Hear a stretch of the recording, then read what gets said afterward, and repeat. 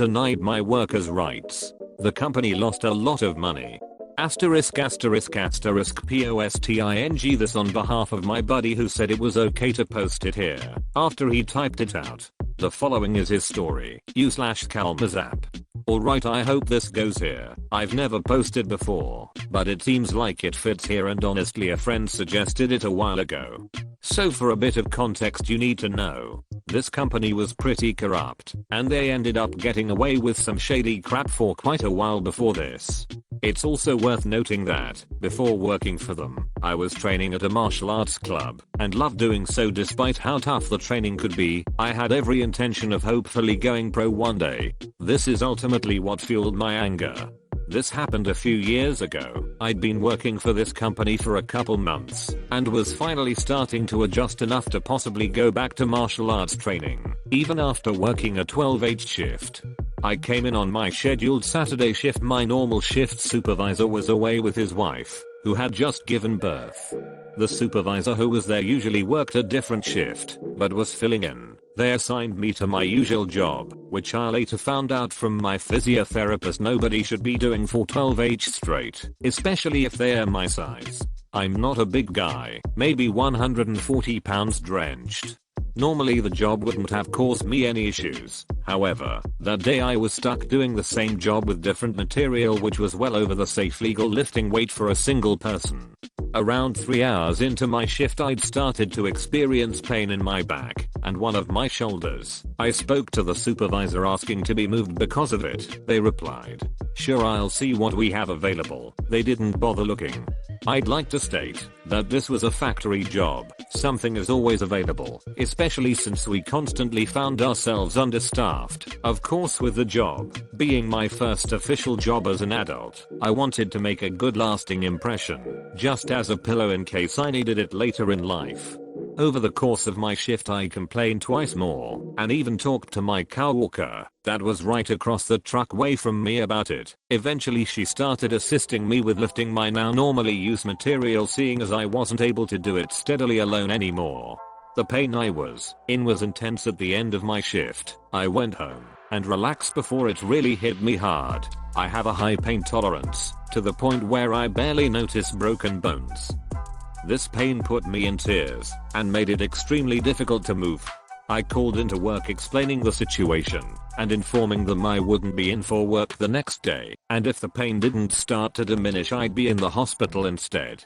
I took some over-the-counter muscle relaxers and mild pain medication before going to bed.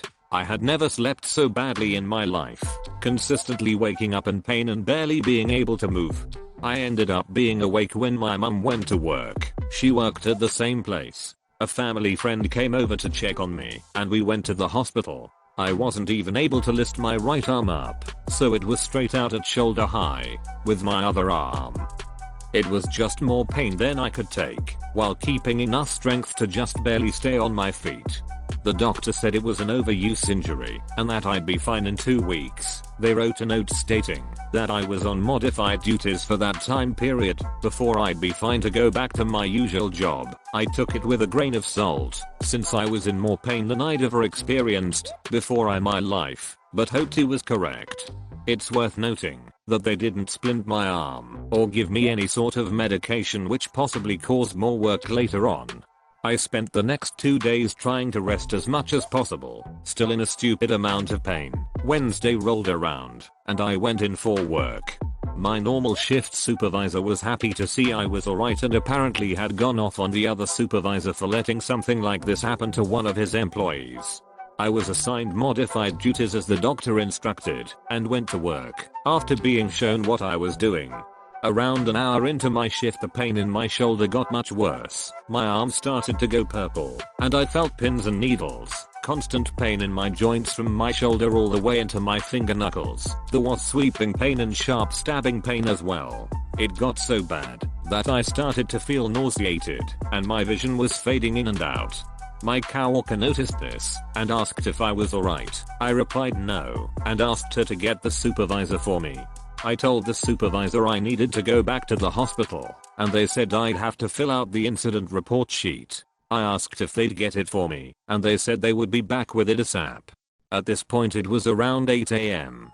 I didn't see the supervisor again until 10 AM, and they most certainly did not have the papers I needed to fill out, so I asked again. At this point I was barely holding my composure, and again was told they'd get it for me ASAP. My coworker had started to get very worried about me, and said that they honestly wouldn't have stayed half as long as I had at that point, but I like to do things properly, and wanted to resolve things as quickly as I could then leave. Over the course of the next hour I asked multiple times to get this paperwork, so I could leave for medical treatment.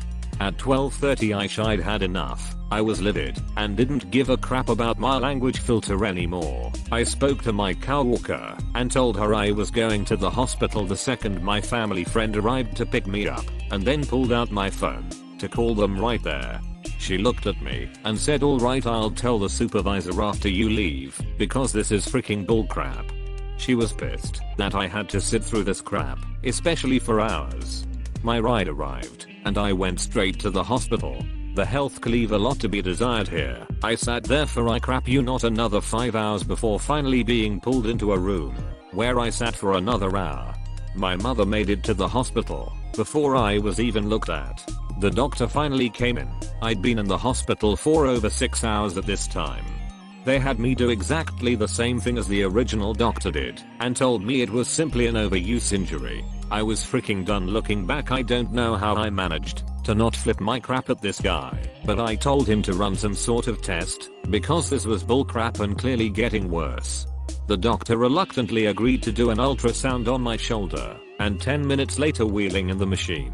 Almost the second the screen lit up, after placing the ultrasound on my shoulder, he said, I'm ordering WSIB, Workplace Safety Insurance Board, to provide 8 weeks of physiotherapy. The maximum amount of time they can order for WSIB to cover here.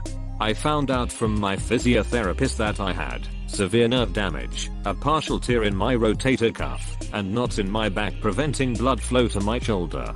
This crushed me, because it means that not only was it possible I'd never be able to do what I dreamt of doing in life, but if I could it may become aggravated later on, possibly resulting in a worse injury. I asked if I'd be able to go back to MMA after therapy, and my therapist told me he didn't know for sure, but depending on how well I recovered it was still a possibility. Fast forward about a month, I found something out about the supervisors mentioned so far. They both actually tried to comply with my requests, but the owner micromanaged things in a way that made them unable to do it. Until this point I had considered possibly suing the first supervisor, because they didn't comply with my rights as a worker, and I was injured as a result. This piece of crap owner had these two under his thumb. He'd been known to fire people for no reason, and would make something up to cover his tracks. I started to take some mental notes about things that were not safe in that place. That is just about everything. The major ones were obvious though. They had dangerous chemicals all over, and I mean these chemicals were all over the place, and the chemical room was 1 not properly isolated, 2 not stored properly, and 3 not even ventilated. Furthermore, they had a freaking deaf guy driving the forklift. I didn't use this, because the guy was a great person and I didn't want to frick him over. But at the time I made a mental note about it and considered. A couple days later, I had another physiotherapy appointment, and had to go into work, because that had a labor board return to work specialist come in, to assess what my modified duties happened to be, and what my original had been. We first started with my original job. The freaking owner put a different far lighter material there, and hid the freaking normal material which was several times heavier. I specifically stated that the material wasn't what I'd normally worked with, and even stated the damn serial number on the material that told you where it was stored. We looked in that location and sure enough, it was empty, freaking empty. I sighed slightly defeated, and we moved on to the modified duties I was doing. The owner stated that I was doing said job, legit counting parts, and each bag only had 500 pieces in it. I knew for a fact that was bullcrap, and called him out on it in front of the man. He grabbed one of the bags already sorted, and put it on the scale thinking he'd be able to put a fast one on me. Sure enough, it read 500 pieces. I look at the specialist, and told him the bag was already sorted. I then grabbed one that wasn't, and placed it on the scale. There was something like 1200 pieces in it.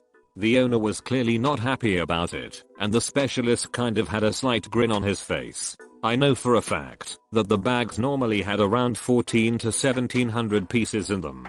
The owner got extremely lucky that it was one of the few bag which didn't, because it was just under the limit for the amount of weight I was allowed to lift on my modified duties. After that we were done there, and on the way out I was walking with the specialist. Since my ride was already there, I said it was too bad the material I usually worked with wasn't in stock. I stated it was usually packed to the brim. He replied it was a bit odd, but he was only there that day. I think he knew things were a bit fishy there. He couldn't do anything without evidence though. He gave me his business card and told me to call him if anything happened or I had any questions. At this point I was pretty furious that the owner had clearly pulled some shady crap and from my perspective, attempted to blatantly discredit me. I was honestly done with the place and didn't want to work there. However, I decided to give the benefit of the doubt and wasn't completely hell-bent on destroying them yet. I'm a bit too patient, and honestly I figured things might work out for the better, but I still kept making mental notes.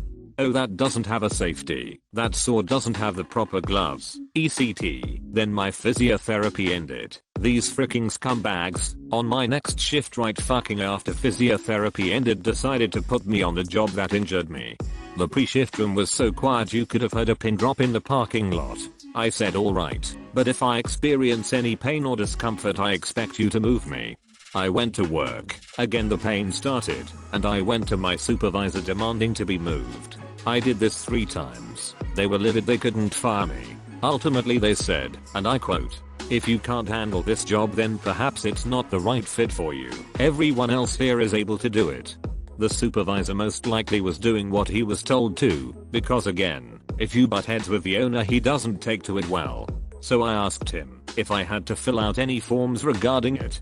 Sure hell I got the forms in less than 2 freaking minutes. Signed and left, but I was far from done. I could have let crap slide, but they fucking put me on the same fucking job that injured me. I was sure as hell not fully recovered, and I wasn't about to possibly destroy any chance I had of recovering enough to do what I wanted in life, even if it wasn't close to assured. Now, me and my mother made an anonymous call to the regional fire marshal providing some information that piqued their interest and informing them that the owner liked to hide things during inspections. We also made a call to my father, who was away on business. My father, who was in the military for well over 2 decades, made some calls to friends in high places, and they pulled every military contract the company had. The fire marshal showed up for a surprise fire inspection and noticed very alarming things. He issued a boatload of fines to both the branch and the main company. The fines were in the 7 digits range and had 2 weeks to be paid. The owner had to pay the branch fine himself. They also ordered the branch to shut down until the issues were fixed.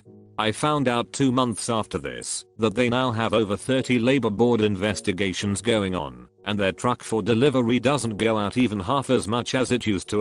Nobody lost their job over this, but several people I knew who worked there moved on to better jobs.